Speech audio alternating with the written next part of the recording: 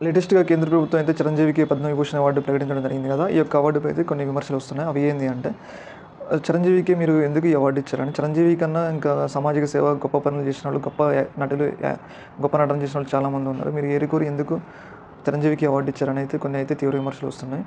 ముందుగా బీజేపీ తన యొక్క రాజకీయాన్ని ఏపీలో బలపరుచుకునేందుకు చిరంజీవికి ఈ అవార్డు ఇచ్చిందని అయితే కొందరు విమర్శలు చేస్తున్నారు. పైగా పవన్ కళ్యాణ్ పొత్తులో ఉండరు కాబట్టి వాళ్ళ అన్నకి పద్మవిభూషణ్ అవార్డు ఇప్పించుకున్నానని అయితే మరొక రకంగా విమర్శలు చేస్తున్నారు. అలాగే ఇంకొక విమర్శ ఏంటి అంటే, సోనూ సూద్ మరియు కమల్ హాసన్ అంటే గొప్ప నటులు ఉన్నారు. సోనూ సూద్ అయితే మనందరికీ తెలుసు కరోనాలో ఎంత గొప్ప పనులు చేసిండో.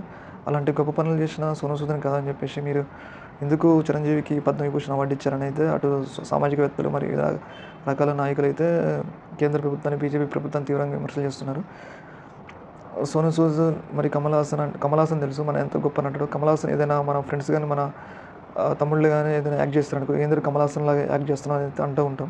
అలాంటి గొప్ప నటునికి ఇవ్వకుండా వాళ్ళ యొక్క ఆలోచనలకు అనుగుణంగా మాట్లాడే వ్యక్తులకి అవార్డు ఇవ్వడం వల్ల ప్రభుత్వం యొక్క అవార్డులను దుర్వినియోగం చేస్తుందని, మరియు ఈ అవార్డులో ప్రతిష్ట దిగజారుతుందని అయితే అటు తీవ్ర విమర్శలు చేస్తున్నారు. చిరంజీవికి అవార్డు ఇవ్వడం వల్ల చిరంజీవి ఎలాంటి సామాజిక సేవ చేయలేదు. ఏదో బ్లడ్ బ్యాంక్ అని పెట్టింది కానీ ఆ బ్లడ్ బ్యాంక్ ఎవరికి ఉపయోగపడుతుందో అయితే ఇంతవరకు ఎవరికీ తెలియదు. మరియు చిరంజీవి తన యొక్క కుటుంబంలో 10 మంది హీరోలని తయారు చేసిండు కానీ, ఒక కొత్త హీరోని కానీ, ఒక సామాజికంగా కట్టడి వర్గాలో ఉన్న ఒక హీరోని కూడా చిరంజీవి తయారు చేయలేదని, తన కుటుంబంలో 10 మందిని హీరోలని తయారు చేసిన చిరంజీవి కోసం కేంద్ర ప్రభుత్వం అవార్డు ఇచ్చిందా?